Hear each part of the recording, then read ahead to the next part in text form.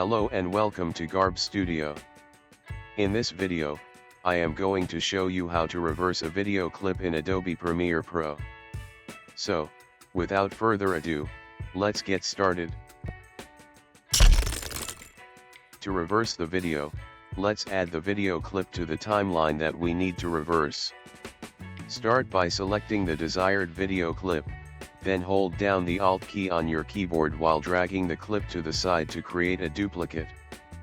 Finally, arrange the duplicated clips in sequence next to each other. Next, right-click on the duplicated clip and select Speed/Duration from the options. A pop-up box will appear, presenting an option labeled Reverse Speed. Enable this option by checking the box and click OK. You will notice that the second clip has now been reversed.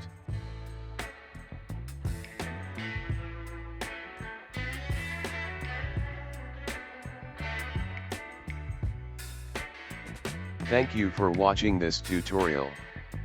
I hope you found it helpful and informative.